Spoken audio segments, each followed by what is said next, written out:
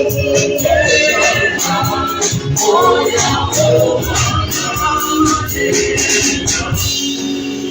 so much, Romano de Jacob, along the way, I don't know one. Don't bash, Kapanem and Jacob. A person who bargain, but I don't care along the way. Don't arrange, but I would ask by choice. I would have to put Pashiba, Japan some farmer. So I see destination, I still do have a mobile to pay, but I end up around Bible notes along the path. Zwara made a Kashibi Manezo, don't Ara. But in Boyaka is prophetic. But I'm not going to run a path. I can't run a path to Parapay, I Japan some pay to Pashiba. So it's not by choice to run a Juboyo. Here with Pashiba. But Boyara in a promise, young man. I did for that woman is wrote to Akaona Pai Lada. Gross the Bukia, the Buzika. Why don't go out a show? Why don't go out a show? Dinewe, Questa China, Zamara Uzoke. Juboya Wakara, Ishavanaka, Wana, Levana, Basukuru. So he is in a place in prophetic, not by choice. Asun Juboya, South of Vienna. As put Almond Juboya, man, kids, but they would have been going to and the Juboya is very challenging. I imagine it comfortable. Put the Bible not talk about when I'm talking about Juboya, picked one of the stones. Don't enter a pillow. I'm sure we all know with the pillow you need something to comfortable. Sunday, but Wakarina Dombo no water. At the end, it was a rocky or a stony place. Saka ana choice akuda kulata ndobva atora dombo ndobva arara akatsamira ese pillow arara mujumbo iyo inohwadza kurara dombo kwakafanira kurara chiri chako uri situation yakaoma but he had a good dream akaona paine ladder ngirozi dziri kukwira nedziri kudzika Mwari ndobva vamupa assurance yekuti ndinewe ari kusangana naMwari kwete munzvimbo yaaronga kundotsvaga Mwari. But Mwari vasangana naye munzvimbo yaanofungidzira kuti kuomerwa nokuti kwasviba ende ndakararira dombo. So in a place is very tough. It's comfortable. Mwari ndo yavanoita a meeting place naye. Ndobva aona paine vatumwa vari kukwidza nekudzika vari pamanera. Angels sometimes they don't need a ladder. Vanoona kuti musimuka nguvapi yaSamuel kana kufly. That is going to fly Buruka. But I'm arguing against the Famba Sevan, but no one needs any like my steps to just shape and so. But here I'm going against a human system.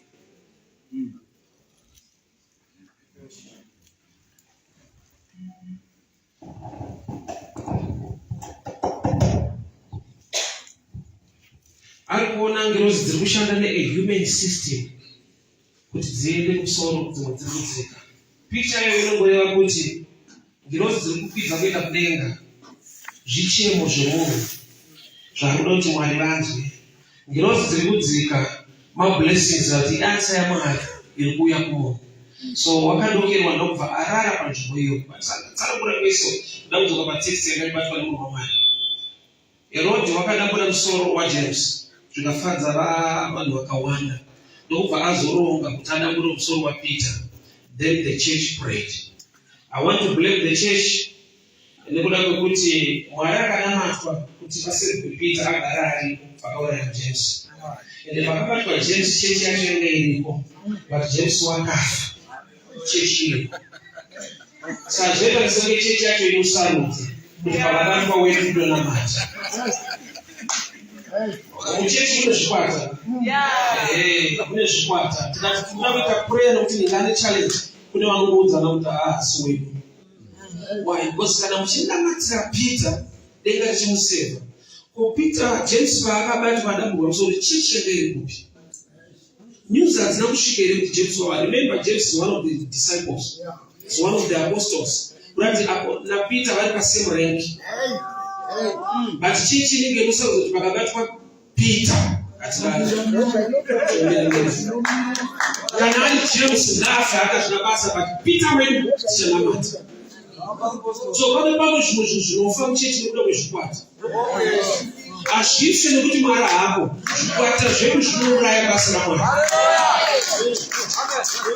The church was supposed to pray for James, but in choice yechurch yakaurayisa apostle. Church inosvika painosarudza yamwe nevafundisi. Ini chandoziva Mwari hatipe mufundisi watinoda, anotipa mufundisi wekuzoda. Because Mwari kana ada kukupai mufundisi haafonza kuti inini anokupai waanoda muzomuda. Anokupai according to his choice, kwete to your choice, his choice. Saka ndopanoita kuti chechi ikanzwa kuti James abatwa hakuna prayer, anoti topitoona nasanga hama dzangu. But Peter akabatwa Judas akabatwa chingana. Musi uyu panotaurwa magrupu ese tinhasi takunamata. Tinokunamata nenda meshe munhu waMwari. Kuna Peter abatwa angabuda munhu. So kufa kwaJames ini ndikataurisa nyaya yaJudas. Judas chakaita kuti azokomita suicide inyaya yekuti paakaziva kuti ndatadza akabva chechi. Chechi akamhanyira ndoyakanosvika ikati hatineinewo hamene zvawaita, akakanda mari muchechi akaenda kunozviuraya. Kureva kuti suicide yake irataged to church. Because dai chechi yaiziva kuti Jesu auya kuzofira munhu wese, yaimupawo hope kwete kuti yaine ropa. Yaifanira kumupa hope kuti aiwa don't worry, akauya kuzofira munhu wese. Nokuti Jesu pamuchidya anototi baba varegerere including Judas. But those who were close to Jesus at the cross, hakuna akamhanya kunotsvaka kuti Judas akupimba varikuregererwa. Judas anoqualify kuregererwa. Nokuti Jesu akati baba varegererei, including Judas. But Judas unosvika pakuzviuraya nekuda kwokuti the brothers havasikuita stand for the other brother. So chakaurayisa James hakusi kuti Herod ane utsinye stere. Chechi ndoyakaitira utsinye mufundisi wayo. Chechi ndoyakava neutsinye kwete Herod. Because utsinye hwaHerod hunokontrolwa neprayer chechi. Utsinye hwaHerod haugoni kudarika zvichaitika nevatumwa kana chechi yanamata. So there are times yekuti zvimwe zvinhu zvekuti kuvadza zvichinyanya kuti tiri under attack, we are divided. Teachers. Sei vasina kunamatirawo mufundisi James. He was killed. But pakabatwa Peter, prayer yakashedzera. Zvikwata zvinouraya basa raMwari. Unity ikashaikwa mukereke. Kune zvinofa. Kwete nokuti Mwari haadi kuti chechi isimuke, but inourayiwa nekuda kwokuti people are divided. Amuna kubata wepa kubushana. Mositi yandi challenge kuti but saka Mwari anonamatwa achitatu vatumwa vaburuke vabatsire munhu anga atoripo patime James. Kuvakadi kunamata. Hakuna akavarambidza kunamata, vainamata vari kumbawo. But vakanamata pakangobatwa Peter. So chimwe chinhu chandida kuti Peter azive, it's just by grace. Nokuti iwo na James makafanana muri mapastor base. So there are times when my pastor ane zvinhu zvainazvo. Akaona mumwe mapastor anotanga kuparidza rero kuti kana mati mumwe pastor akazodai. It's just by grace. Why? Nokuda kwokuti James and Peter vari pasame rank, all apostles, all disciples. Sei mumwe akabuda mujela usikunamata paPeter kana paJames, vaitonamatiro wavo. Saka pane nyaya dzekuti uri kutonamatiro but unofunga kuti uri kunamata sei. Nokuti pawakabuda iwewe hapana kubuda vamwe wogotanga kutobhosta kuti isusu here hatikapindemo kuti tinobuda wakabuditswa. Peter kana akuparidza haaparidze 3 ways how to come out of prison. Nyarara, wakabuditswa. Hauna 3 ways how to come out. I love teachers. I love people on teacher, but there are times yekuti vanhu vari too strong patiching dzavo dzetu vanotaura zvinhu zvisina kunge zvaitika. Ari muzvapa pane muranda akatumwa naElisha kuti enda unogadzika tsvimbo yangu pamwana womukadzi weShunemi. Mwana haana kumuka. Atumwa nemunhu waMwari akanogadzika tsvimbo, mwana haana kumuka. Yakazokwana nguva yekuti mambo vaibvunza muranda waElisha kuti ndiudze nedana yakaitwa. Akanyatsoziva kuti iri kudiwa panhu yakaitwa nemunhu waMwari, ndakambotry but hazvina kushanda. mambo pavari kubvunza ise nekuti avaziva muranda aigona kuti tisi takamugadzika chimbomufana wedu zvaita. So Peter wakanamatirwa usiku wakanamata. In life une zvimwe zvinhu zvaunoachivha kwete nekuti unonamata stereki dzingoriwo nyasha. Kuna akatadza kurara achinamatira Peter Bible ratanga akarara. Vakunzi munyaya dzamunobuda dzikude nekuti makangwara muri munhu akatorara wega. Aizvo Peter akarara. Saka tiri Peter anozoparidza nekunyora bhuku tinoiziva kuti make it wanga wakarara. Tenda Mwari nekuda kwokuti kune vasina kurara kwanga wakarara iwe. Kandi vachitadza kurarira nyaya yako kwete yavo. Hazvina kuitirwa wana James zvawaitirwa. Saka hapana paunozoparidza kuti don't be like James wekuti you can be killed isitakabuda. Makafanana. Kurarama hako but wakafanana nevanhu vakatofawo nokuti patime yazvakaataka vanhu iwe wakaoni monyasha. Ezvaitawo tichangobuda muCovid munaita kuti utsanana kuti dai zvodai vakatofa vanhu vanga vari smart. Dzitongori munyasha muGod's page. So there are times yekuti vanhu vanosubstitute grace voisa human effort. Chakaita kuti chechi inamate otherwise Mwari wakafemera mweya wavo kukereke. Nokuda kuti the same church yaivako time yaJames. But I know kuti ngatinamate nekuda kwaJames yakamusiya achifa. Division muchechi unokuzofunga kuti Satani gamba tisi tiri kutadzisa basa kufamba. Tine zvikwata zvedu. Tine vanoudzwa zvinhu nevasingaudzwi zvinhu. Tine vanoremekedzwa nevasingaudzwa. Ndinoziva kuti unoziva kuti Mwari kana Peter nyangwe akabuda mujeri munhu akaziva kuti Peter uyu anga asina any rank. It was just a servant girl. Musikanawo zvakaingodziwo Rhoda. Kwete elder, kwete deacon. I thank God for the ranks and positions. But there are times when the church ignore Rhoda.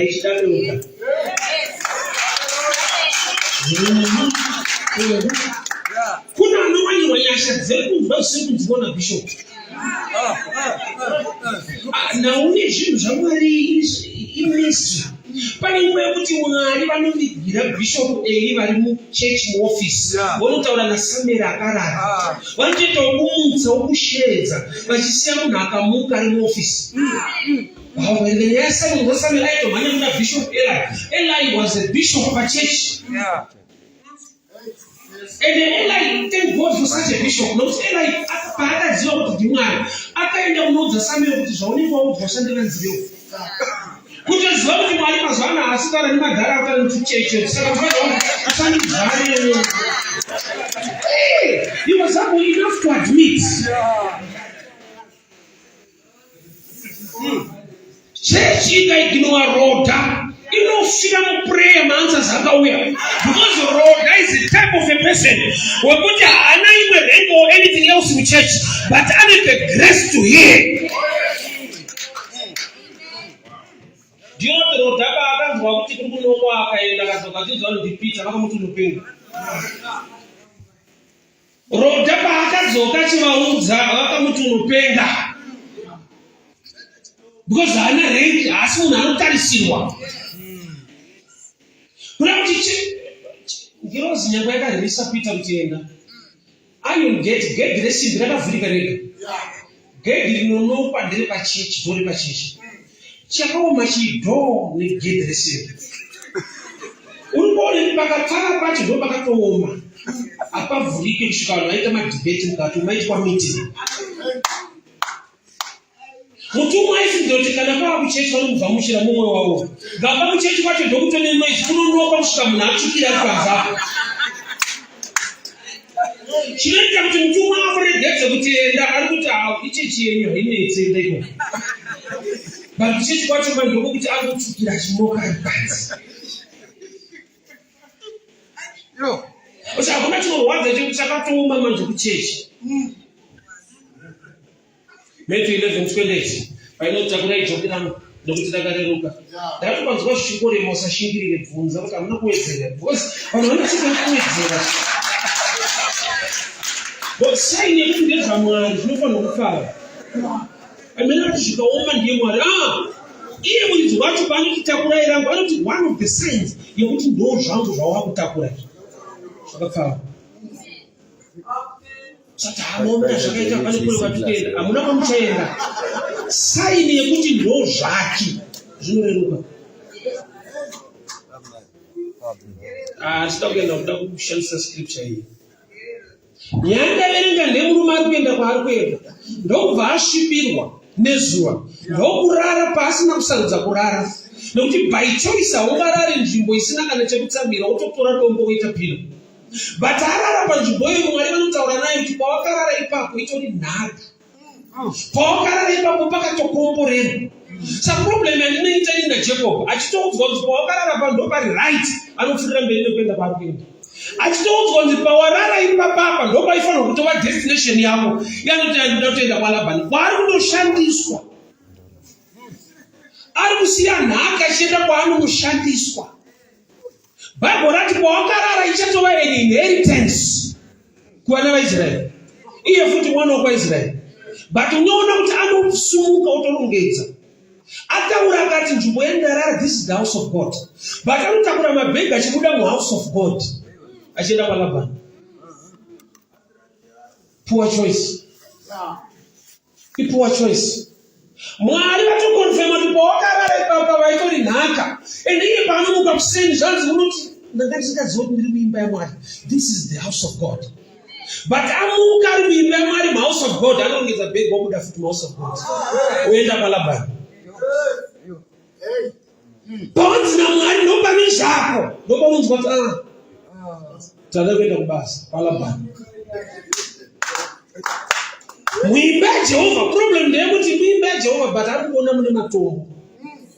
Saka ari kubvunza kuti chii chingabuda ipapa, rega ndiende kuri nani.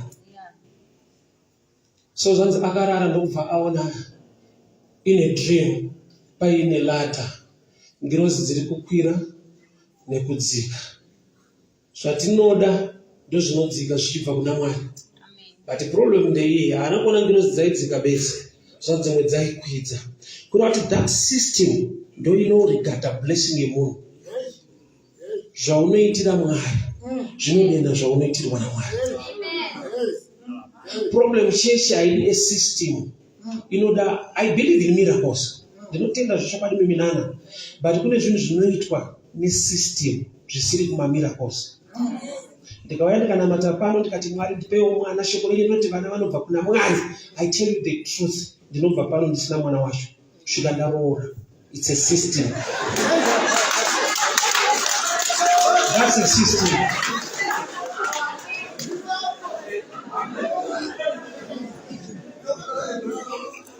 Unoziva here kuti akakumishoke munhu wese ari munhu haana kusikwa naMwari. Unoziva here, and I will explain. Vakasikwa vatori muBhayibheri mazita avo ari manzi Adam and Eve. Kana uri Adam maybe ndiwe, but umune two, Adam and Eve. Vamwe vese hamusi result of creation, muri result of reproduction. Ninga anobereka ningi, ningo bereka ningi, kwete ninga anosikirwa ningosi. Vakasikwa itu. Don't balance, be fruitful, multiply. That's a prophetic word in a system. Kureva kuti maakuberekana, shuwa vana zvipo zvinobva kuna Mwari kana maroorana muchibereko. Mukasabereka, mukasaroorana, that system yakatwa. Miti isiri panze isiri yakasikwa, Bible rinoti akati the seed will produce after its own kind. Kurati miti yakasikwa yakalako ndokubva yakanembewu, mbeu ndokubva yaramba ichitipa imwe miti. That's a system.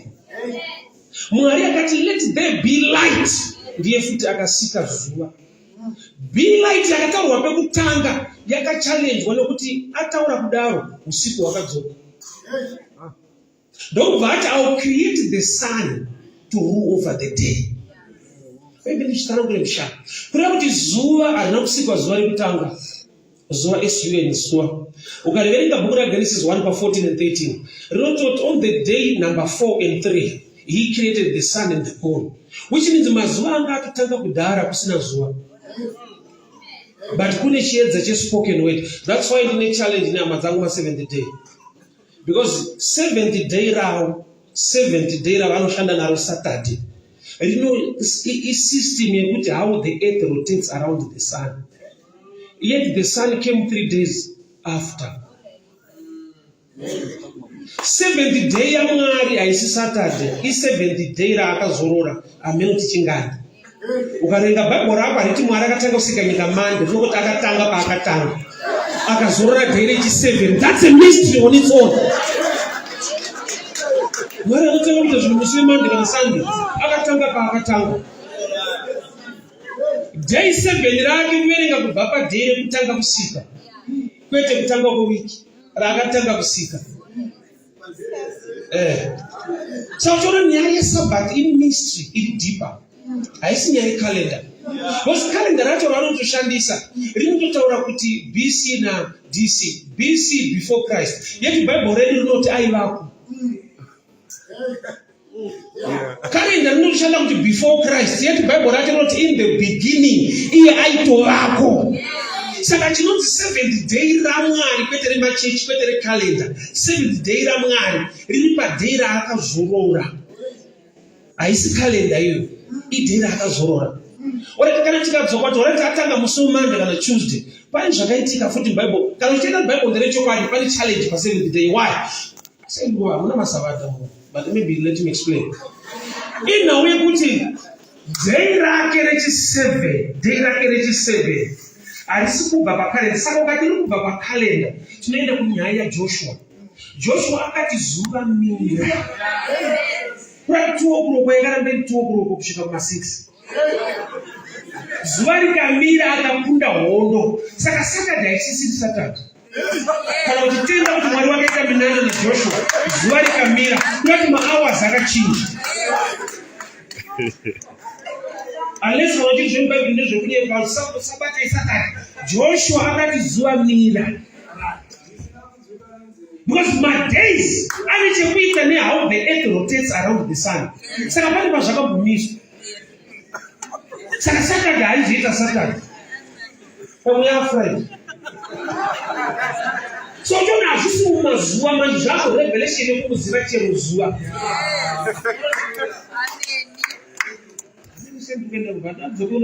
So he had a dream along the way.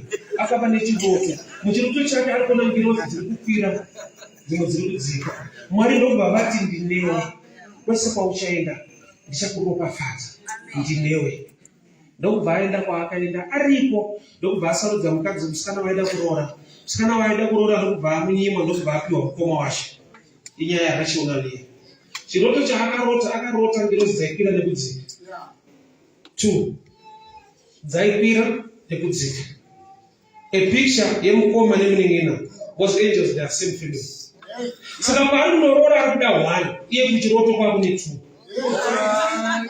Mukuru nemudiki dzaikwira nekudzika. Because through that system ndo ile blessing yekudai so. Haugone kuti mubereke Joseph anovengwa nevakoma kana risiri barika.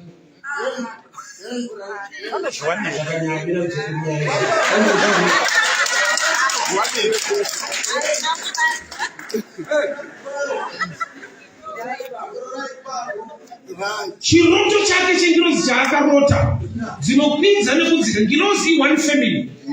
Kuna dzaifanira kuenda one side kadzingopidza. But dzimwe dzaikwidza dzimwe dzichidzika. That's a picture yefamily yekuti mumwe mukuru mumwe mudiki. Saka parunorora paLabhani anobva ada mudiki asi kuda mukuru. Yet pawakarota zvinhu 2 no picture yacho nokuti that's a system yeblessing. Pakuti Joseph wauchabereka anenge ari mwana wemai vake vari vadiki. Kuti agone kutengeseka ruvengo runokiretwa nebarika.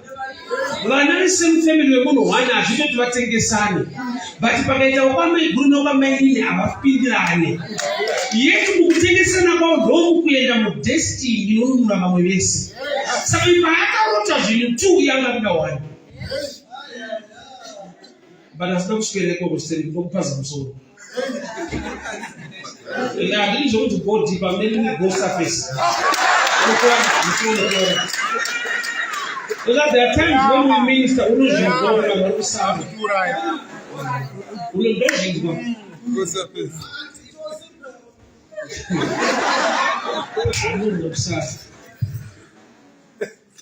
So paakarara pane ropafadzo but hapana kids. Paakarara pane angelic visitation but hapasipo paatakurira mabhegi achindoba ndikuenda. So dzimwe nguva unenge uri right place spiritually but uri wrong place physically. Mwari vatinoti pauri papanoda kukomborera kuti ungatosuka kubva pano. So Mwari vari kumubatsira ine nzvimbo kuti chiona kuti nzvimbo yauri ndo yangadyara a system of blessing. Ona nzvimbo yauri ndiri kukuimbisa kuti pauchaenda ukadzoka ndinewe. So wakatora dombo akaita pillow, a picture yekuomerwa yekurwadziwa. Dombo was comfortable. The place was a stony rocky place. Bandokubva atsvaka rimwe rematombo ipapo akabvararira. Dombo rakaisa pamusoro apa ndiKristu. Dombo rakatsamira ndiKristu. Kuda kuti pese paunongozembera pana Kristu, even the place ine matombo akadii, it's a blessed place. Even wakaomerwa but kana wakazembera mushoko raMwari, because Christ Jesus is the word. Kana shoko raMwari riri mumusoro mako, nokuti dombo akaisa pamusoro, musoro wako ukazara neshoko raMwari, no matter the place yawaenda, Mwari vanodeclare kuti I will bless you in this place. Nzvimbo yawakarara iyoyo inhaka iropafadzo. So there are times yekuti kana usina mumwe muono unobva right place. Yet Mwari mune vatumwa varikuda kutuma in that place kuti vakubatsire. But nekuda kwokuti hauna muono uchiono chemweya. Genesis 18. Mukadzi unonzi Hagai panoti waichema nenyota iye nemwana wake. Mwari ndobva vamuvhura meso akaona tsime remvura. Zvinoda kuti aichema nenyota ari patsime. Because Mwari havana kuchera tsime. Bible wrote, and God opened her eyes and she saw a well of water. Yet she was crying nenyota, but ari patsime. Nenyaya yekuti haana meso anoona zvakaitwa naMwari. Meso ake haone tsime riripo. Kuda kuti aigona kutobva ipapo achinotsvaga mvura iye ari pamvura. Tine vanhu vari kutsvaga, ini ndakati kuona munhu achinja chechi, chinhu wamuti asingachinje Bible raishandisa kwaipera.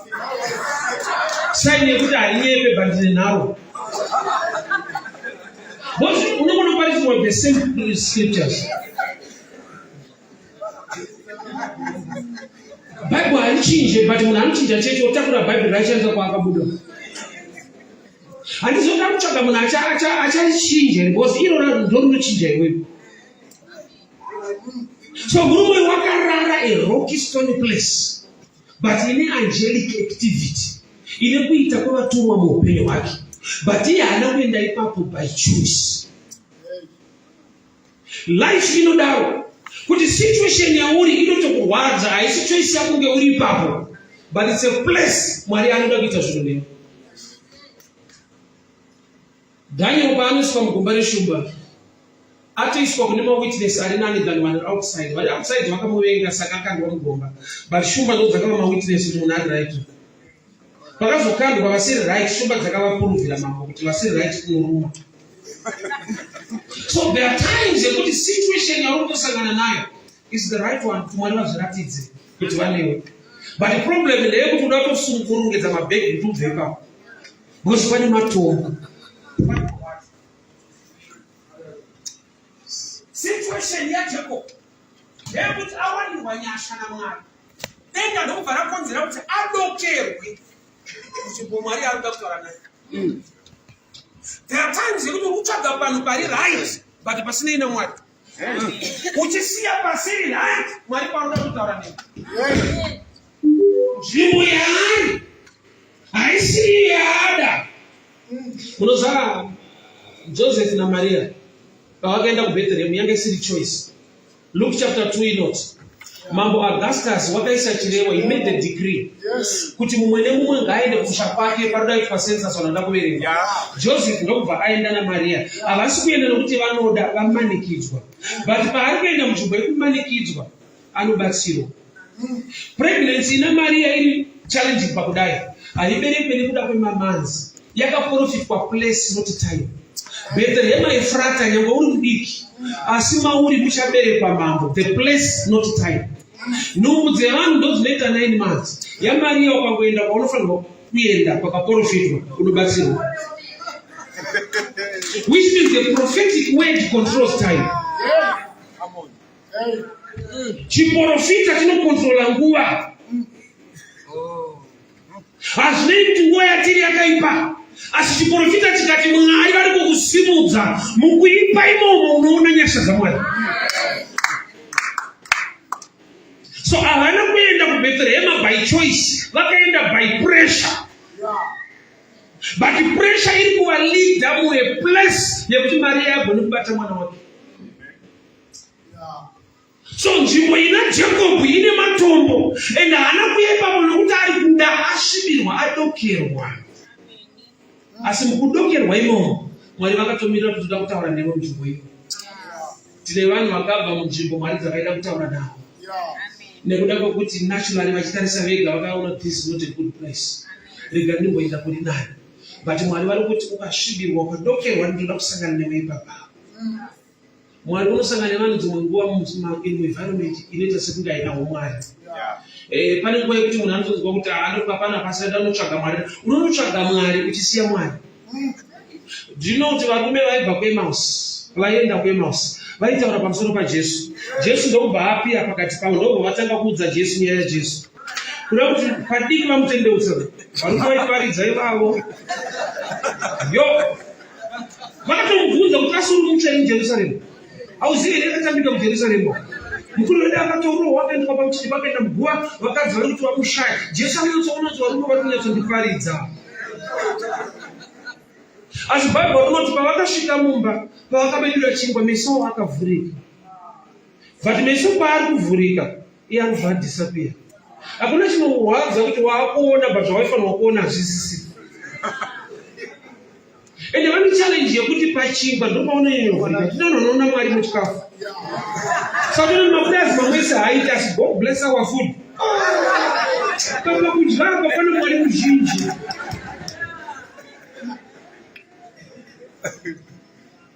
Jacob nzvimbo yaasvika haisi sarudzo yake adokerwa, asi sarudzo yaMwari kuti mukudokerwa kwako nekutsamira kwako matombo aumiti. Ende ndasangana newe ndichakuudza kuti pane vatumwa, pane system yeblessing yandaronga muupenyu hwako. Saka nokuti ari kutadza kuinterpreta iladza system yaona, anonetsana naLabhani achitaiwa. Ndodangorora munhu wani papapanapo. Saka church kazhinji chinoenda kushaya blessing kuramba barika ende vachitoenda barika randokutaura. These two sisters. My two sisters, one ndiye akati nake anonyodiwa naJacob mudiki. Leah hadiwe. But Leah asingadiwe ndiye anotiberekera Judha. Jesu watinoda anobva kurudzi rwakwaJudha. Ngati chechi inowanzovenga zvina Mwari zvacho. Nokuti ine muono uri natural with spiritual eye. The Bible rangu rinoti meso aLeah she had hazel eyes. Meso anenge akapesa nakatarisana. Meso maziso anoona kuti ari pamusoro pevision. Kureva kuti Leah ari kungoti handina hangu kuti nakei but vision yaKristu iri kubva kusaidi kwangu. Nokuti kupesana kwemeso is a picture of the cross. Kuti the vision of the cross is with me. So chisiri kudiwa naJacob ndo Mwari chaanoda kuti Jacob akachiwana ndevape Kristu vaponeswa. Saka zhinji ngacho church inoda zvainoda, Mwari achida kuti tidewo zvaanoda. But zvinodiwa naMwari manje hazvina kuti nakei.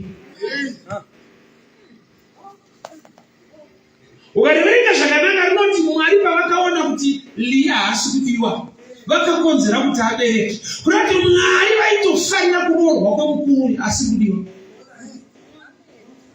Saka church manje inoda one side. Ngirozi dzinodzika. Bless me Lord, bless me Lord, change my life, change my life. Yeti pane zvaunofanirwa kuitira Mwari kuti zvinodenga zvaunoda kuitirwa naMwari. But abereki racho handiwi. Anobuda wani waanodai. Ndikomborere baba. zviratidze kuti munoshamisa. Ndakati vachatokukwenya ndounoshamisa, hauna zvaunoita, haunzwe kaparidzwa, asi kuti zviratidze kuti munoshamisa. Samune masangana vanoshamisa vega.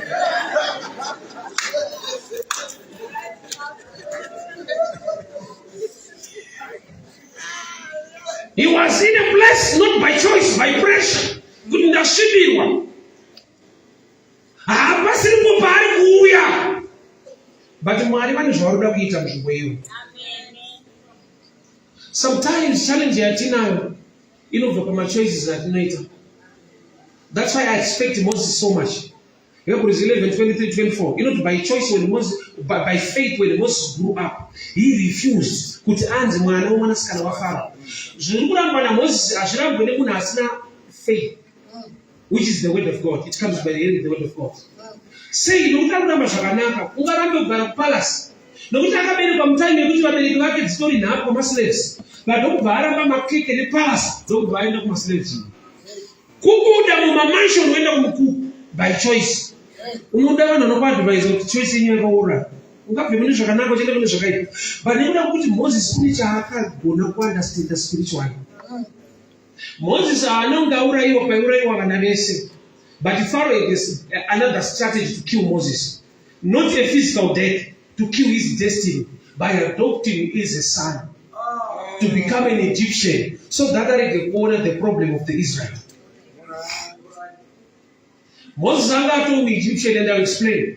Paakanobatira vanasikana vaJetro kuchera mvura. Vana vabvunzwa nababa wavo kuti makasika sei zvanzi an Egyptian man. Vachitaura kuti Moses anga atova Egyptian boy in making. Saka Pharaoh haasi kuuraya Moses, ada kuuraya chakasikirwa Moses. Saka haakuuraya kudambura musoro.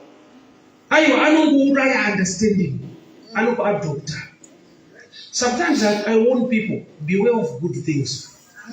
Beware of the devil, beware of those who hate you. To this day, you must beware of those who love you. Munanokuda are dangerous. Unoda kubvunza Mwari kuti apa ndikuya yudiwa iri apa chaicho kana kuti ndikudiwa pane nyaya iri. Why? Because vanokuvenga mazuva vakutanga vachitokuda. I love you, I miss you. Wamumbonza ndakatorwa nemhandu yangu. Akutokupa BP munhu anogara naye. BP yako haisifani chitoyo. Ndiye munhu akakuti sweetheart. But aine package dzema-BP. Beware of those who love you. Ndakati ukaudza dai ukudza izvo, ukaudza huku kuti ari kufidha we suspect. Zokurambira. Because munhu anochengeta huku ane program yekuti huku.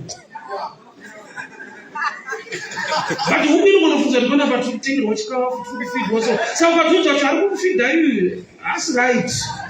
Zokudza kuti hayi wazvatikodzisa mikana iwe ndase. Why? Because you huku hairizene semunhu. Saka na mwanasikana kwamudzwa kuti ari kugochesa andazo kugocha anoramba futi. Ramba. It's an only program ava yausingazive iwewe. But so far uri kumbodiwa. Saka yambire ndeyekuti ngwarira anokuda kwete asingakuda. Asingakude unogona kudhira zvakanaka. But anokuda ari dangerous. Ndakanzwa maiti tachiona pane imwe nyaya. Saka mufunge inyaya yerudo yakaizoita mupinde muchikwereti. Ndandadiwa. Kudiwa kunokuwadzisa. Mosati nhamo yamaiti tinye kuti wakadiwa. Kwete kuvengwa. Tinashi makosa akakonzera kuti vainde muzvikwereti nemichati nekuti akavati I love you. Nhamo yavo yese iyi yakabva pawedhi kuti I love you. Kudiwa hakuna kumira musha. Unokuwadzisa. Wai ndibe munhu anondida, anonyatsondida achirevesa. Mazuva ano unogona kutodiwa nemunhu akakumaka. Why? Because anozoti kana ndakuti I love you, ndondakomodita mulife mako. Ndochikudamage that inside. Ndakumanzwa uchingoswinwa kuti rumwe mubhachi. Indai paisi panze iri mubhachi mo. Haumwe nezvikure. Zvawakakomodita so ndozvine nhamo yako yese.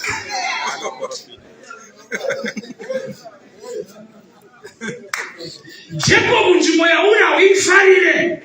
But Mwari vari kuti that's a meeting place. Kune nzvimbo dzakashoreka dzisiri right. but in a place of blessing. Saka uchiona kuti protection ya Jesu paakaberekwa yakauya pakuti anga ari mai vake vanga varambirwa panoberekerwa vana vakaenda kwemhuka. Herodi paari kuda kuuraya vana haatsvagi kudanga nekuti ari kuda munhu kwete mhuka. Yeti Maria kwaaenda kunoberekera mwana kumatangawo ndokunoita kuti mwana asaonekwe.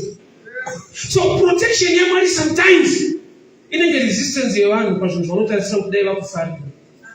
Kumuruwenga kwakanaka kwakachengeta Jesu. Maria paakati hapana munhu wekuberekera mwana ndozvakaita kuti akabereka chichengeteke. Nokuti mechi 2 inoti Herodi akatevera achiuraya vana vane 2 years and below. Protection ya Jesu yakabva pakuti mai vake varambirwa. Saka pamwe pacho Mwari akabuda. Unoengwa. Joseph kuti aende mudestiny yake akanyeperwa ruosha namai Potifa. Kuti asvike pamai Potifa vakoma vakamutengesa. Ruvengo can be a vehicle to your blessing. In Canada, that is Satan, the greatest tool yake, kind of the only tool yake kuataka vanhu poverty. Let's discover kuti even murugara anota. So tino murume wako pakakuru muntu makarambana. Ando zvakutara vakaita mari avano upgrade life kusvika kumhuri. Saka nakatomirira sokuti mari iwande munetsana. Kune munhu anotodenga kuti asi pashoma paita tenda tese kuchechi tichiwika napa havachabatika. So hapasi pese paunoatakwa nepaproblems. Pamwe pacho zvinhu zviri right kana iwe usiri right and mature zviri dangerous. Jacob nzvimbo yawarare nzvimbo yevatumwa, but iwe nzvimbo iyoyo hauifanira nekuti ine matombo. So pane nguva yekuti Mwari uda kuita zvinhu newe ane vatumwa vada kutuma muupenyu hwako, but the place yaunosangana nevatumwa haisi nzvimbo iri so attractive. Choice dzedu dzinobva pakurizera nekuona nekufunga kwedu, but choice yaMwari inobva muprophetic knowledge naMwari. Kuti nyange nzvimbo yakamira sezvizvi yakati shatei, but there is a blessing in this place. Tine vanhu dai vakaziva pfungwa yaMwari vasina kubva pavaifanirwa kuva, but akavabvisa ipapo vakatojaja kuti pana hapana Mwari nda zvinhu zvichioma kudai so. Ini nzvimbo yatinoparidza kutaura kwararo kuna Festo haisi chechi parodi. Hapana kurongeka, hapana asha, hapana board of elders. Kungonomira kuti Jesu akanaka. So there are times yekuti munhu anokubvira tsitsi bati down chigorisika kudai. Vana kana komita pano chinhu chinobudeka. But nokuda kuti Mwari vakakupa assignment to go there. Ndine matestimony asingaiti. Are so outstanding. Ekuti kana kuchecha hazviitike. Zviitika parodi pano. One day I was ministering. I don't know a bit of testimony. 2014. Murume ndokubva wenda pedza kuparidza vanhu kuti ndofundisa vakabva vanofamba 7 rumba. Ndikati ndichamukwira makombi kopakabhara ndoenda kumba zvanzai. Andeipasera pakasi zvinotenga mota. Yakatengwa ngemadomasi ngedrama. Ndikuomba pakaita motikari kwedu. Ndakangonzi handekusiri kuti unotenga uende. Munhu auya parodhi wongomira 5 minutes wogotiparidza kuti Mwari vati nditenge mota parodhi pana pauendi. Kutengera mufundisi mota muchechi zvine noise. Vanhu vanotaura zvakawanda. Kana musatobuda futi mota yacho. Komiti yavo kuona zviyatsanangura mamashoko ari slow.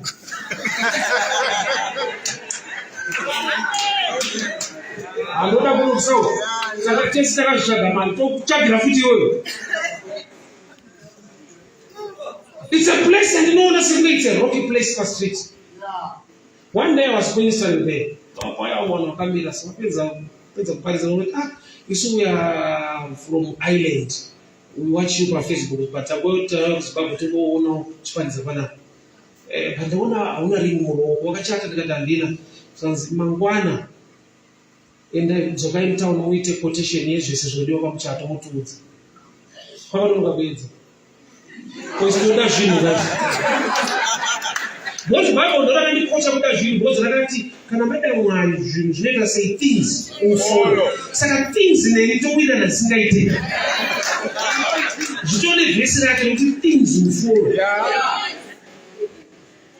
So ndakapinda mutauni by 9 andapedza zvese research. Ndokuva ndavaudza. Uvanze munodzoka futi mangwana. Tadzoka mangwana munopiwa mari yacho yese.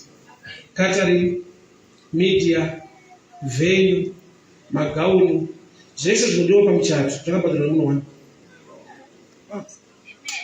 Parodi kwete kuchechi. Kuchechi yakaoma nyaya yekutaura haibude.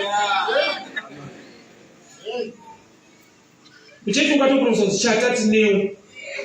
Otozoona kuti vanhu vaya vasingareresi mazuva akukwana. Mapledge asekutamba nawo. It's a place yandingoona kuita kwavatumwa vaMwari. Mwari unotuma vanhu vake. One day somebody was passing through. Ndobva azondifonera kuti uya kuofisi. Ndaenda kuofisi ndobva andibvunza unogara kupi. Ndogara kuita ofisi kuba kwako here. Aiyo. Zvikanzi mangwana kuseni udzoke. Ndine masitenzi 3 kuborodhi ndoda kuti unotora 1. Just like that. Parodi. Hapana panakaita dream yogara kuborodhi unoenda uchinodiwa.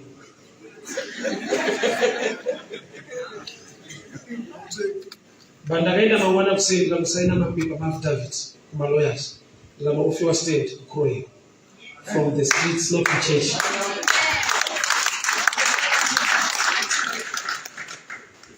(2022) time of COVID. The same man akanipa stand kuBorodhi. Akanditi COVID munohasuka na vanhu vasikuparidza nekudini. I want you get a salary for this whole year. Iye inonzi kuripiwa kugara iye ndaka experience. 2022 years from January to December. Nandiripa payroll bank. The guy owns a bank, inonzi Metropolitan. Anonzi Dr. Enoch Kamushinda. Akandisa masalary for a year bank. Akandiona kuparodi. Kwete kuchechi. A place yekuti vanhu vachipfuura kuti vakomana vashaya basa. Ndamba tatori pabasa. Mukomana uyu akadokerwa isi choice yake. Zvokudai zuva ranga richiri kwaipfuura paipapa. But zvanzi because zuva ranga rakuvira. Aona kuti handichapfuura mberi nerweti. Akabva arara pane matombo. Mumatombo imomo Mwari ndobva vamupa a vision of angels. Mwari ndobva vamupa assurance yekuti ndinewe. Kuna Mwari anoita zvinhu mumatombo. Ane vatumwa vake vaanotuma. Last year I was in Israel. Munhu akanendesa kuIsrael munhu anogarawo futi kuUK. Angondifonera kuti atine trip yekuIsrael. Muri free. Ungaite busy ipapo. Saka mune mabvunzo kuti netsawo. Free.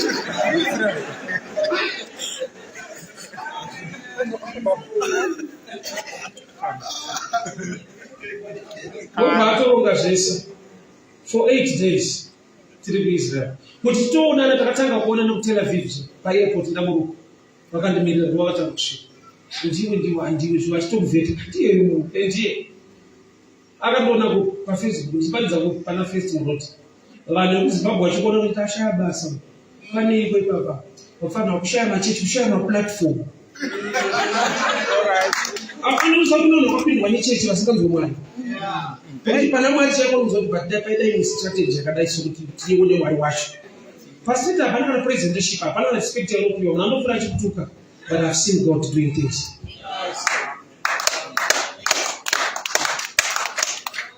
I've seen. One day I was ministering in 2011, so 2016. Don't buy a murume. She got to pay the price along by the Buddhas and the Paparonde.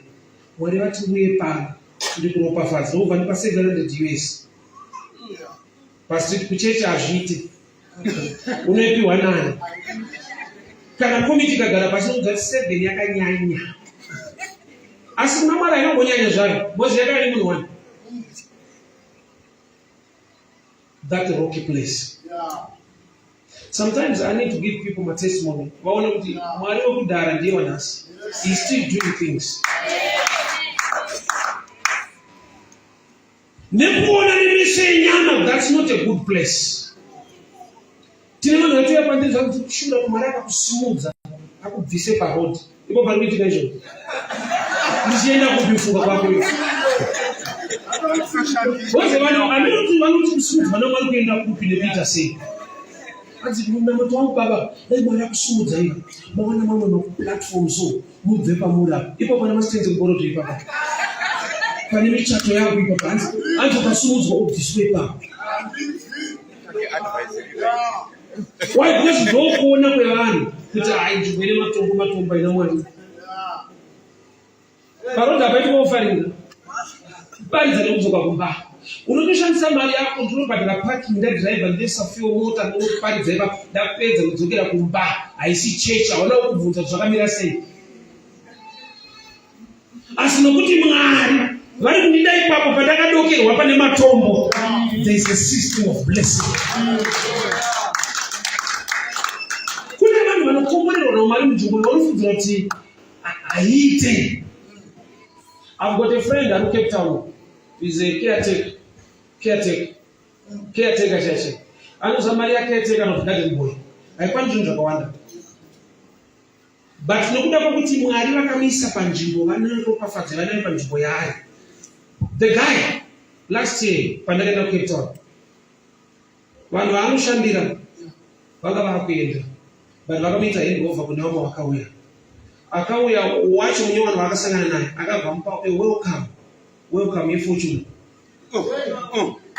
Kudzava ndisiwo ndisarire panapa. Thank you so much. This is my welcome. This is our couch. I'm German. No couch here in German. When you meet for the first time, we have a gift. Don't go happy with fortune. Garden boy. And so my manager was going to be taken on the bus out from that. But he reacted. And the moment I'm going to go for the garden boy. They imagine and give so may improve her life. Mwana chuo bus which is fortune na igogo. Oza pale wewe kuti pane rupafadzo yako kasapangwarira wakaipanwa ni advice. Amen. Good advice here. Beware of good people want to godly. Hey. Kuni vanhu vari right. But vasina zvomwana. Ini panakata kuparidza parenge kwadzana. Shamwari yangu ndaridzana yakauya ikati wangu ba. Automagisa mani. Aitanga rondi kansela zvachito ndikanzura. Yeke ndikansela izvo. Badala nipotesa muchato, zvese aida zvipotese necounseling. Aindiwonesa mafacts. Ndikanoona zvechechi apa paboard vanoti mari sei yechechi hazvikude mushi. It's a rocky place. Inzvimbo ine matombo. But it's a prophetic place. Ine ropafadzo yako. Usanyengere unowakaipa. Mwari une kumwe kuita munzvimbo yaunofudza pakazvidzika ipapo. Unoziva kuti Jesu zvipo zvake pazvakauya akazvipuhwa ari mwana aberekerwa mudanga, but akapuhwa gold. Vane vana vaberekerwa muzvipatara, Herode akauya achidambura musoro. Wekumatanga goridhe rakauya. Pane gold rapo sometimes panoda meso emweya. Unonojaina vanhu vari pabetter place physically, but vari wrong place spiritually. Pari kudzikiswa manera nevatumwa naMwari. Inzvimbo yekuti hainakidzi kurara, watorara ipapo by pressure, not by choice. So ndotenda Mwari kumachechi kwataipinda kwakati zvawatanga zvinoparidza vanoti part of us yaunozotimangisa kuzodii. Pavakati kika kudaro so ndokwakauya zvese. Jacob kwaari kuenda haisi choice, ari kutotizawo Esau. Mukoma wake Esau ari after mufano. Saka iye paari kutotiza achienda ndokubva munhu ari kutiza anonosangana naMwari. Kurati ari kumhanyisa ari kuziva kuti chandadzingirira chiri kuenda mudestiny. Haana kubva pamba chinoti ndakuenda kwala Bhanayo. Ari kunzwa namai yake kuti mukoma wake ane hasha kurova. Ibva pamutiza. But mukoma ari kutiza anodokerwa ari muplace in a blessing. So kune mwe ropafadzo inoda kuti utombomhanyiswa mushando. Was by choice whether ungasvikepo. A prophetic place in the angelic activity. In sometimes even not. Paulo Naisha Kanaka Mari is talking about Babutai watching Islam. Karashopoliti, all things work out together for good. Oh, no, Jesus, whether bad or good. But never good, you love the Lord. All things work out together for good to those that love the Lord. Which means can only love Namari. No matter really bad, really but no calculator will shake up good. Never go to all things work out together for good. So I not all when our party only got good things to shake good. Couldn't you see right? But it's the program Yamari. You know, to me, I shall not go to GT. But when the enemy comes like a flood, which means one time the enemy without visa for God to raise the standard. Maybe also the devil works for God. The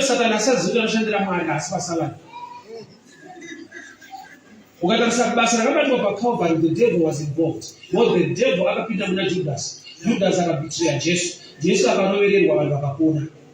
devil works for God. It's unfortunately as you see, they would have put us for salad. What statement they put when the enemy comes like a flood, which means the coming of the enemy. It only program you shift up on the levels in life here. So sometimes when big things happen to you, don't complain. Ukadokeni wanezo wasatoshika kwa rufa na kushika. Watoshika. Bosi pawashika ipapa, pane nyasha zako. Pawashika ipapa mwalodotane. Pawakati unalika dombo, upili wako ulotama, nikuti mwakati dombo, mwalokupa assurance a blessing. Ukadalika shakara not padalika lati, and the Lord was standing upon the ladder, was standing. It was not mwalika gilipati karuchao, but the Lord was standing, and the Lord said, I'm with you, and I will bless you till you come back. I'll always stand for people who operate under a system. Sakarichiti mwalimu ropokaza kubata kwa maoko. Kwani maoko akasabata kana ukachema sina adamu. Boza achinje shukurake ndio fana kukuchinja. Ndara mutawa tiku Israel sometimes that monozoe kuti namata kana kuti munamata auzinge namu. Nama ipere ne kuti munamata. Kunamata kunudzinga mweya wenamo. Namo inopera nekushanda.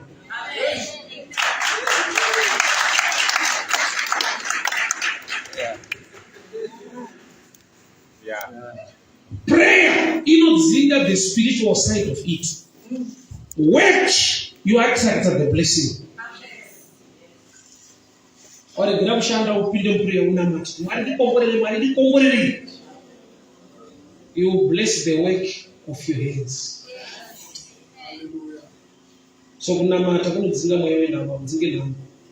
Asikuti kushanda. Kuchema kwakanaka. Kati wapedza kuchema ukasaziva zvekuita unofa kuti kuchema. Ukaenda kumataredzi mosha pamutonga nyaya munhu ari mukoti achinzi baba munobva vari makare pamusikana baba vakatanga kuchema Major Street hati vabereki baba vachema yapera. Zvinonzi baba kana mapedza kuchema toda umbo. Unoti mukakontinya kuchema munonzi the mandate in custody. Vanoda evidence kuti case even a judgment. So evidence yekuti unoti Mwari akukomborera zvaunenge uchiita kwete zvaunoita. Indaiti munhu akavengwa nevanhu Mwari anokufarira. Unoona kuvengwa kwese. Mwari haakudirei kuti wakavengwa, anokudirei kuti unomuda iwe wakavengwa. Ukasada Mwari wakavengwa unovengwa kwese. Matthew 6:6 kana makunyengetera pindai pakawanda mubharedho Mwari anoona zvaunoita. Will reward you. The God who sees what you do will reward you. Even the reward is connected to what you do. Kwete zvaunoitwa anoona zvaunoita. Kuti Mwari one zvauri kundiita zvina basa zvaunoita. Mwari atava kunyanya shori ngamikomborera nyangwe vakunyanya kudaro uite. The God who sees what you do. Mwari vanoona zvaunoita kwete zvaunoita. Kana pana ari kuna gondo wabisa mutsi don't worry, usiku ndio kunareka bana zozunza. Atifanane kamchechi. Mumango uyu ngano kuti program yechechi zvake zviri boha zvishokora Mwari ndezvimwe. Saka munhu afana kuforce. Mwari anopa free will. Choice. Uzangu Mwari vakaoma zvokuti vanokupa choice yekuti dai ini ngano kusandidi. Iwe wari Mwari. Vakanaka ukuthi batisaruti. Akati ndakanaka zvona idai ini une free will. So munhu akanamata out of pressure nekupush pazviti afana kuita choice. Kune zvinhu mulazi zvaunoachiva nekuti une discipline concerning the thing. Ini pandakafanira kuchikoro kupasa ndaida. Saka kuda is not enough. Sure ndakatofoira but kupasa ndaitoda. Saka unofunga sei uchida kupasa? Ukasavereka, ukasastanda, ukasava nediscipline, ukasava dedicated, choice is not enough. Ukarati Mwari ndikomborere, haukomborere nokuti wada. Pane zvaunofanirwa kuita, pane discipline, pane dedication yaunoita kana wada. Inodenda Mwari kuti vakadzi vaindirana vana pavakaenda kuna Solomoni. Mukadzi umwe neumwe aiti ndewangu. Solomoni akakuti uya nemiti ndewangu ka6 mupage. Amupiwe nokuti muri kuti ndewangu. It will come a time yekuti mambo paanobata banga, mumwe panoti musauraya ipauyo, a giver will receive. Akapiwa mwana, munhu akati musauraya ipauyo, unoti akapa ndiye akadzoka nemwana. Kwete aida mwana, akapa. Maprinciples eshoko raMwari anofura palevel yechoice anoenda paaction. Ichoice isarudzo yako. Havakumanikidzire Mwari. Saka uchiona kuti vakada kubudisa vana veIsraeri muIjipiti. Kana Exodus yacho yakwana, Exodus zvinoreva kuti kubuda. Asi havana kubuda paExodus chapter 1, inotireva kuti Exodus zvinoreva kuti kubuda. Vanobudinei pachapter 12 iyo vari munguva yekubuda. Kurati pachapter 6 vanenge vari muExodus but vasina kubuda. Hamubude nokuti muri munguva yekubuda. Kusvika paudzwa kuti isaiwo papadho application of the word.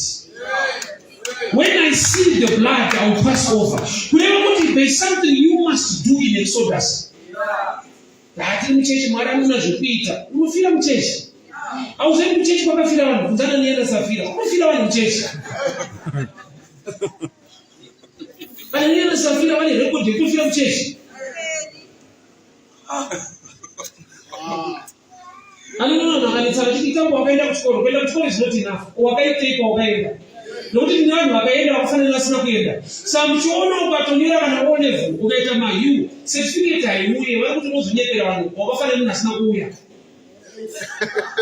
Asa uzviziva. Ukaita maU hakuna certificate yaunopiwa, zvakafanira kuti haunokuya.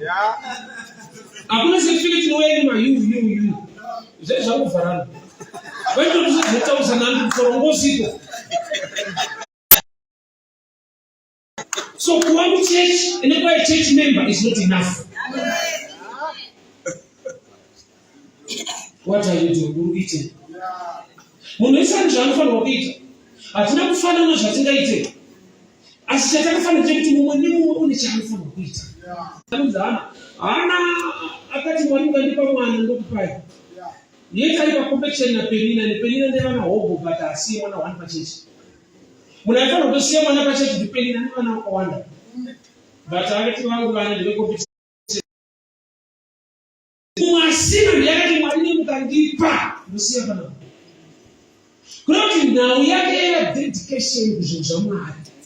Haasi kupa out of abundance, ari kupa out of revelation. So tona ndizvinobo kuchallenge kuti kune vasina but vanopa. Usati vanhu vanga vasingataure vaitaura. Kune vanhu ndingati vaitouya kumama lero kuti ndakunotifamba ichi chichibiti. Musadaro kana chinhu chechechi dai mwana wacho ambopoka na ikombi. Ukarevesa uchiitira Mwari haushaya vanhu vezokupa advice. Wose kuita chino nefaith kwakasiyana nekuita nereasoning natural. Noah akadareka nekuri kupfuna anovapa nokuti Mwari vataura. Saka vanhu havana kumujoina nokuti pakasina any sign nekuti zvaanoita zvine musoro. ungavake kuti mvura ichanaya kutoti kunaya. Dedication yako ndio ino law of attraction ne blessing upenyu wako. Paulo zoti mali kupomba mali kupafadzi. Mashoko they are not enough. Kama ufika msikani mdato kuroga mdato msaka jeli mtoto msikani kiramba iya sakaro kuroga pachano. After 2 years ukazogorosha msikani akatoroga. Oti ndo ndaita ura wani. Ndoto uchabata shwa kuti anakuramba zvaita uraya bachaita ura. Okay.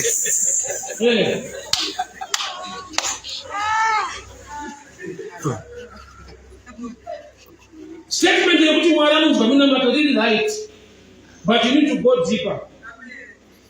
Anonzwa munamato wemunamata. Kunamata kuita zvinotaura Mwari. Munamato kutaura naMwari. Saka is not moved nokuti wataura, is moved nokuti une zvaunoita neungokutaura.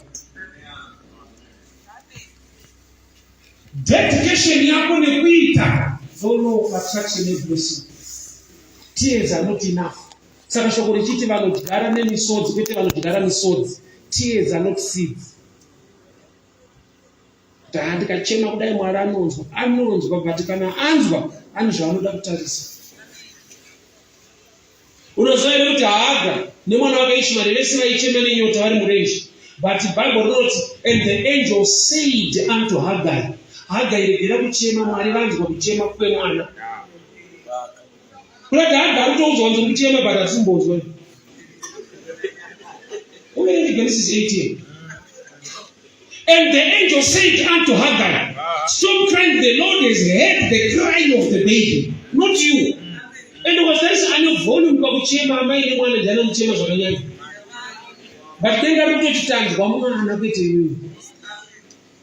Kulati denga rinonzwa voice. Saka Bible rangu richiti the blood that speaks better things. Kulati sendi kunzwa mwana is the blood of Abraham, and Abraham is a friend of God.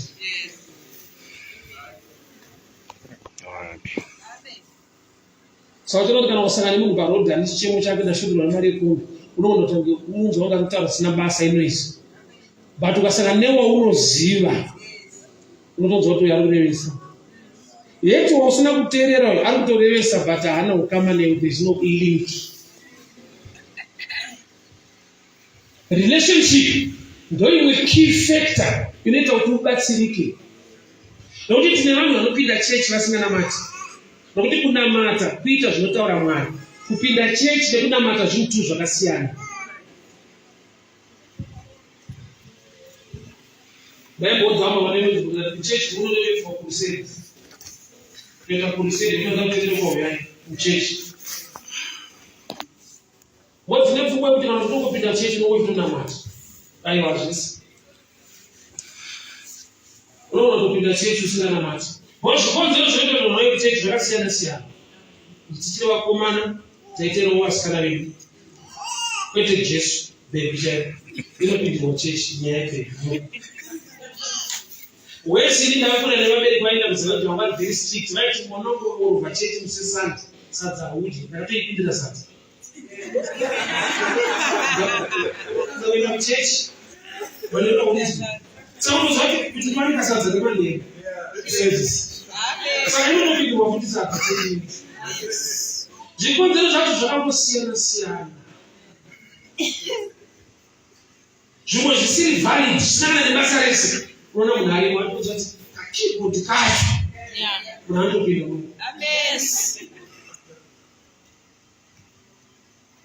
You know, child can answer wonder. But you are dedicated to the things of God. Yes. There were angels ascending and descending. And the Lord said, I'm with you wherever you go. Yes. To Jehovah, Pani Panosha the moon and a strategy. Like a ladder system. Yekuti unoita zvinotaura Mwari, Mwari woburusa nyasha nevatu vavo mulife mako.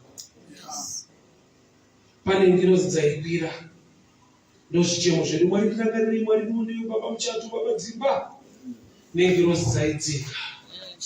So tine zvatinoda kuti Mwari vaite, Mwari vane zvavanodawo kuti tiite. Amen. Church ikasaziva zviviri zviri paladho inongoda one zvinopira chete kana zvinodzika makomborero. Yes. My blessings are attached to dedication yako. Yes. Dai kuchema maipedza nhamo kana kana mati wakadona nhamo yopera unodona uenda uko. Yes. Baba nhamo ichitakonzva kuti madona inokuti mukatiende haikusiyi. Kudonha zvako mukatiende. Pane zvinoda kuitwa. Kunamata kwakaibva mumaoko. That's why Mwari vaiti kuna Gideon.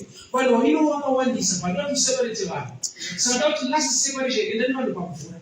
Vachanwa mvura nemiromo chete ngavadzoke kumba. Vachanwa nemaoko vachiisa pamuromo enda nawo. Vese vanwa but pane vasimudiwa. Ende mvura yakafanana neshoko raMwari. Nokuti kana ari tuma aridzokere kwaari sezvozisa chaaritumira. Semvura inonaya mbeu. So the word is like the river. But vanhu vari kunwa vese vari kunwa but sei Mwari ati vamwe havabudirire. Ari kuti vanhu vanongoita zvekunamata vachingotaura chete. Havana kukunda. But vanoti vasati vataura vanoshanda, vanobata nemaoko. Vari dedicated kuzvinhu zvaMwari. Ivo vanoda kufamba navo. Dai Mwari atovanyira nyasha. Yes. Imbokuita misodzi kuti Mwari show me what to do. Kuchema isaini yekungoti zvanyanya. Yeah. Mwari anoti ndanzwa kuchema kwavana veIsraeri. Ndikarangarira sungano yandakaita naAbhurahama. Zvoreva kuti kuchema is not enough kana pasina sungano yakaitwa icovenant. Yes. Sungano zvoreva kuti zvakanzi naMwari naAbhurahama ngatiitirane Mwari nemunhu. That's a covenant. Do you know kuti mapromises ese aMwari ari mushoko raMwari? They are covenant based. You play your part and God blesses you. Yes. Or God rewards you. Yeah. Every promise in mushoko raMwari ine chekuita nezvaunofanirwa kuita. Anokuva chechi yacho haina power in the name. Hakuna chechi ine power. There is power in the name of Jesus. But in the name of church, hakuna chechi ine power. Amen. Mumwe anoti kwese kwabuna basa kataine kunamatirwa. It's good kubatwa musoro but chakanakisa kubatwa mukati memusoro. Nokuti Mwari unoti vanhu vangu vaparare neshayiwa zivo. Yes. Kwete nechanamatirwa.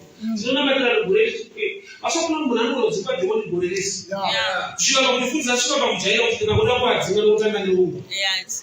Ndinokuzika kuti munhu wedu. Yes.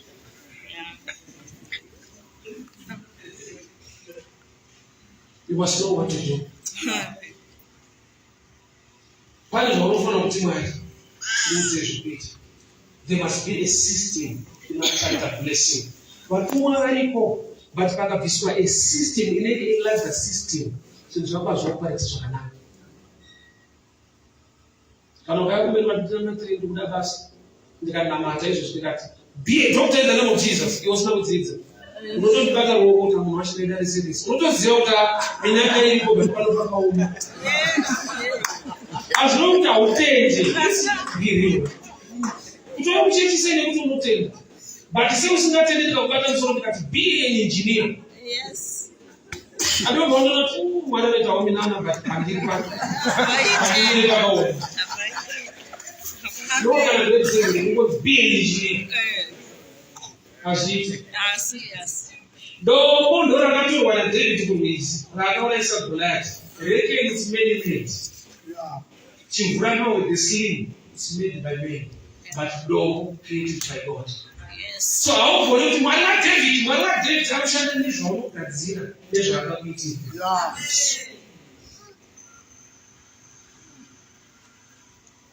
Pese paunoti Mwari itai chinhu. Not sometimes we love to quote scriptures. But hatikuita follow through kuti akaitirwa wacho angaite.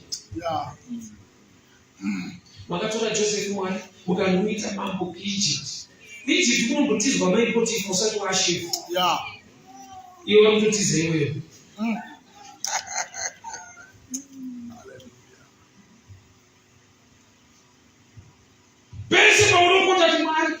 kana David akanouya Goliath. David taende mission iyoyo anomusuka kuba achienda akatumwa nababa vake nechingwa yeti was already anointed. Iwo vanozva kuti nezvonza mutumiki. Ende usina confirm kuti ndiko zveshuwa ero unozonge wakadai kuti wanaso auchakutumika.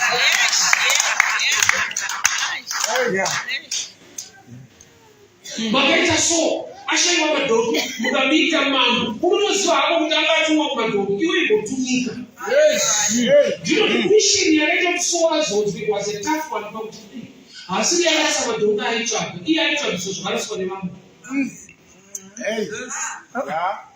Munhu akarasa madhoki nokubatisoenda kutsvaga ndokubva aizozwa kuita mambo. Kuna kuti pamwe pacho inyaya dzevanhu dzaunofambira mazero bafadzi yako.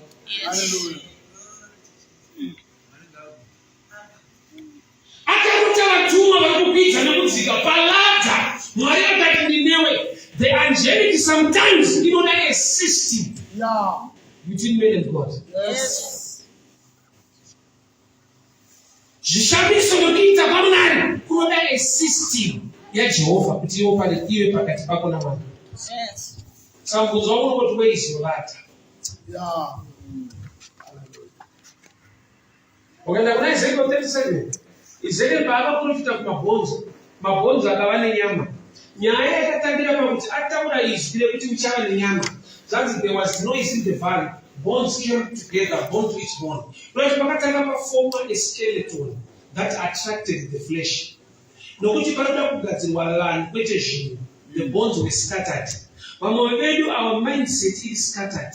Unhu hwedu huri scattered. And we pray for a blessing.